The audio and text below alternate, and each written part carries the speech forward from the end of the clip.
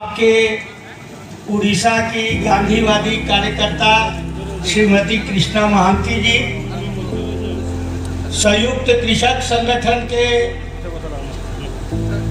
तमाम नेता और कृषक भाइयों और संयुक्त किसान मोर्चा के जो हम लोगों के निवेदन पर आपके बीच आए हुए सब वरिष्ठ राष्ट्रीय किसान नेता हैं वे और हमारी बहनें जो शुरू से धैर्यपूर्वक सुन रही हैं, जिनका खेती में कम योगदान नहीं है।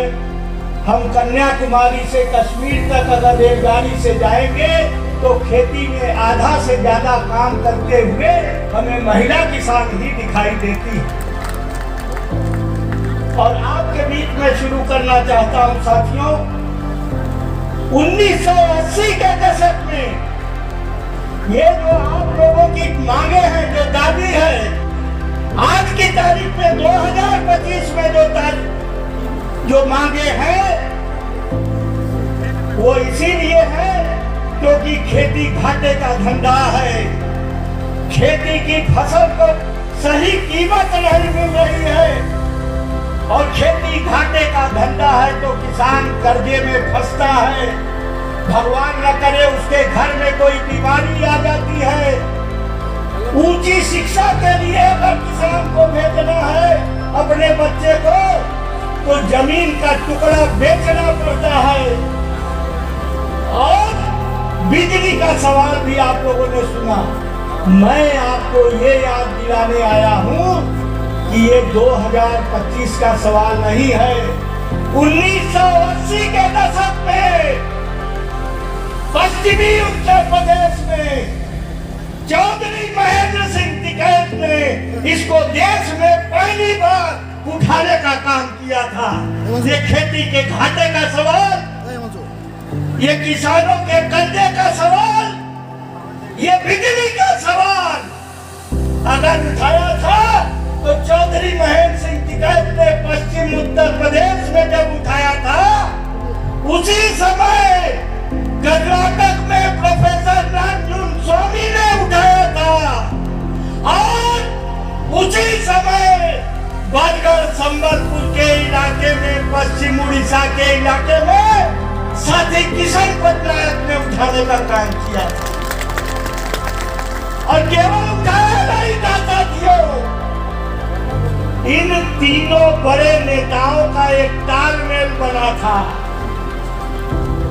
साथी चौधरी महेंद्र सिंह टिकैत, नारायणस्वामी साहब, किशन पटनायक, इन लोगों का उस जमाने में भी एक तालमेल था, एक समन्वय था। मेरा ख्याल है राकेश जी तब इंटरमीडिएट के ऐसे रहे जब शुरुआत, हाँ हाई स्कूल में थे, बता रहे हैं राकेश जी। और अद्भुत तालमेल था। संबलपुर से टिकैत साहब सिसौली लोग जाते थे।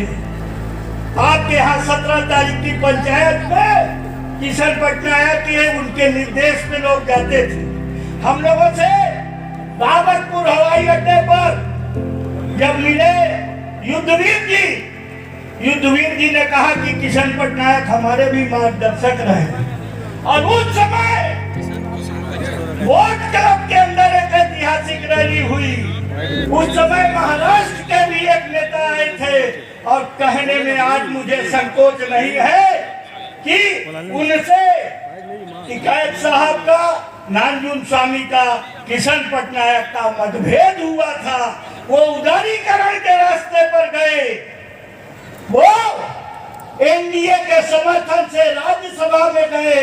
किसानों का मूल्य निर्धारित करने के लिए जो एयर कंडीशन कमरों में मीटिंग होती है, उस कमेटी के सदस्य बने शरद जोशी साहब। गुजर गए हैं, मैं ज्यादा आलोचना नहीं करूंगा, लेकिन उनका रास्ता अलग हो गया और चौधरी महेंद्र सिंह टिकैत, नारायणस्वामी और किशन पटनायक का रास्ता अलग था।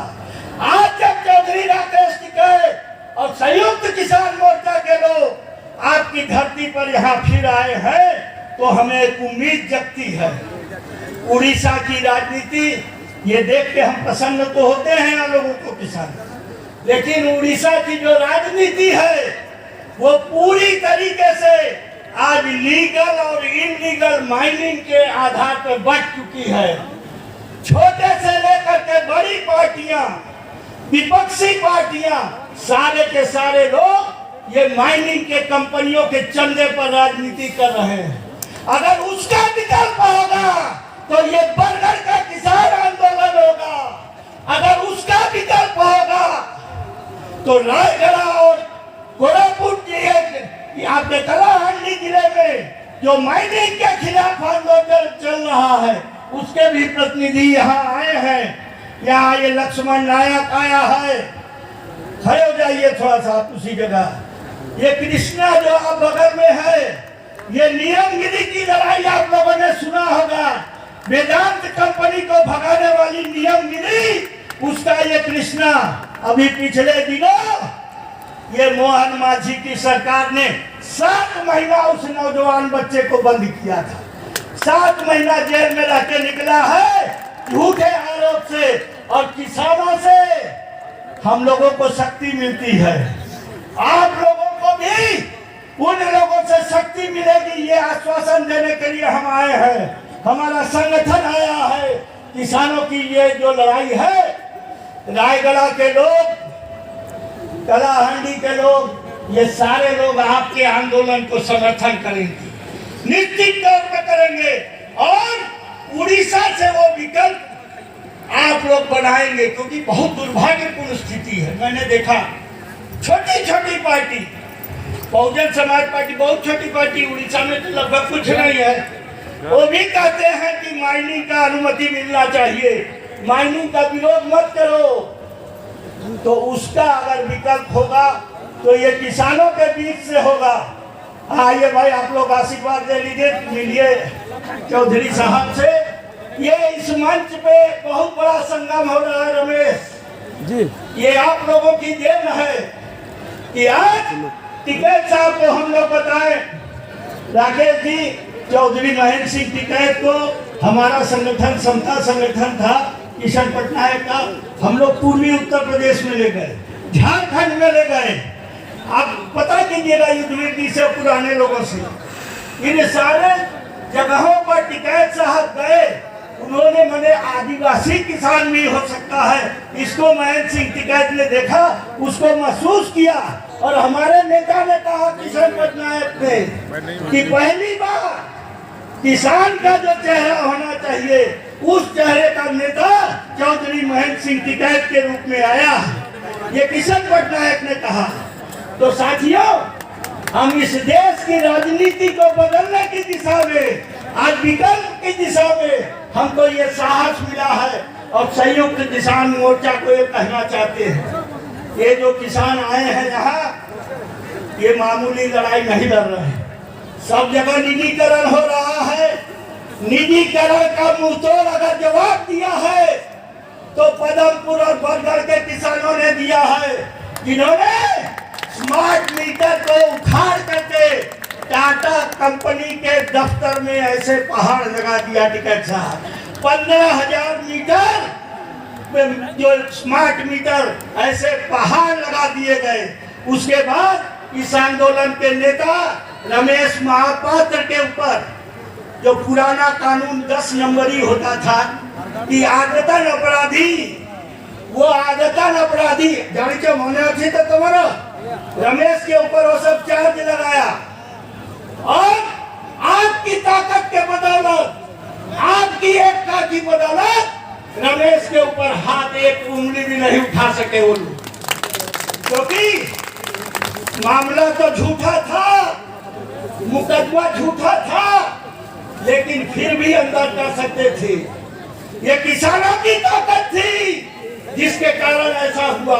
और अभी कह रहे थे अजीत भाई कि अभी आपको निष्पत्ति लेना है कि वो बिल देना है कि नहीं देना है, कैसे देना है, इसके लिए भी वार्ता होगी। मैं एक चीज बताऊं, यहाँ जो हमारे सब बड़े नेता हैं, सत्यवान जी, टिकैत साहब, डॉक्टर आशीष मित्तल, बिजली को लेकर के जो आज तक कानून है उसमें बोर्ड भी होती है। कहा जाता है कि उपभोक्ता और जनता के प्रतिनिधि भी हैं। उड़ीसा में कौन है? जानकी वल्लभ पटनायक का दामाद रहा है, क्या नाम है? सौम्य रंजन। वो सौम्य रंजन सोचेगा किसानों का चिंता करेगा? वो नवीन पटनायक के समय उनको बनाया गया। तो ये सब दिखाने के लिए है। असली चीज है कि ये कंपनियों को लूटने की छूट देना चाहते। कोई भी प्राइवेट कंपनी तभी आएगी जब उसको प्रॉफिट कमाने का मौका मिलेगा। हमारे मित्र, हमारे साथी लोग भी सरकारी बड़े बड़े ये बिजली विभाग में इंजीनियर रहे हैं। उनका साफ साफ कहना है कि ये प्राइवेट हाथ में गया नहीं, कि सरकार गारंटी देती है कहीं भी सूद, अजीत भाई, कहीं भी इंटरेस्ट 15% 20% नहीं मिलता है। लेकिन जब बिजली का प्राइवेटाइजेशन होता है तो गवर्नमेंट कहती है, टाटा को कहती है, अडानी को कहती है, बिजली के नाम पर जो लोग आते हैं, कि तुमको 15% 20% प्रॉफिट निश्चित दिया जाएगा। और तब जब दिया जाएगा तो कहां से दिया जाएगा? किसानों को लूट के दिया जाएगा। सिंचाई के लिए बिजली नहीं रहेगी। और टिकैत साहब सिंचाई का सवाल उठा रहे थे। देश का सबसे बड़ा बांध संबलपुर के बगल में हीराकुद बांध है। ये जो ब्लॉक है वो नहर की सिंचाई उसमें है। इसी जिले में पदमपुर जो ब्लॉक है वहां तक नहर की सिंचाई नहीं गई है। और आज की सरकार किसानों को सिंचाई के लिए पानी देने के बजाय दूर औद्योगिक झारसुगड़ा तक को कारखानों के लिए पानी पहुंचाने का काम कर रही है। और रमेश भाई बता रहे थे कि नहर का सेवा भी गौतम अडानी को देने की चर्चा चल रही है। हो गया, बताइए, सुना आप लोगों ने? 855 करोड़ का सीधे ये अडानी को, और अडानी जब देगा तो किसान का सिंचाई होना चाहिए, ये नहीं सोचेगा। वो पहले सोचेगा कि हमको प्रॉफिट मिलेगा कि। और किशन पटनायक किसान की परिभाषा देते थे 2 बार। किसान जो केवल अपने परिवार के लिए नहीं पैदा करता, हमारे जैसे जो लोग शहर में रहते हैं, जो खेती नहीं करते हैं, उनको खिलाने के लिए भी आप लोग पैदा करते हैं। ये पहली बात। और दूसरी बात कहते थे किसान कौन है? किशन जी कहते थे जो खेती कर रहा है और नुकसान उठा रहा है वो किसान। ये किशन जी कहते थे कि इस व्यवस्था के अंदर ये जो बड़ी बड़ी सड़कें, ये भुवनेश्वर वगैरह में जो 8 मंजिल 10 मंजिल 20 मंजिल की इमारतें, ये जो दिल्ली कलकत्ता बम्बई मद्रास में जो इमारतें और चौड़ी सड़कें हैं, साथियों, ये खेती और किसानी को लूट करके ही, उससे अलग नहीं है। कोई पैदावार नहीं बढ़ गई। पैदावार अगर बढ़ी तो कोरोना काल में भी केवल खेती में बढ़ी। और उन उद्योगपतियों को जो छूट दी गई उसके वजह से उन उद्योगपतियों की बढ़ी, लेकिन किसानों ने खेती नहीं छोड़ा, उस समय भी खेती किया। तो अंत में मैं कहना चाहता हूँ कि ये हमारी मान्यता है कि आज का जो ये समावेश है, ये एक ऐतिहासिक समावेश है। देश के दूसरे भागों से जो नेता आए हैं वो लोग भी देखना चाहते थे कि ये लोग जो कहते हैं, आगे रिपोर्ट देते हैं 15,000 मीटर उठा दिया, कि वास्तव में है कि झूठ है। तो उन लोगों ने देखा है। आप देश भर में जाते हैं, टिकैत साहब, मित्तल साहब, सत्यवान जी, ये लोग बताएंगे कि उड़ीसा में एक ऐसा इलाका भी है, क्यों भाई बताएंगे ना। ये लोग बताएंगे कि बिजली के निजीकरण के खिलाफ, जो किसानों के खिलाफ बिजली का निजीकरण हो रहा है, उसका विरोध भी हो रहा है। और पश्चिम उड़ीसा का किसान वो विरोध सफलता के साथ कर रहा है।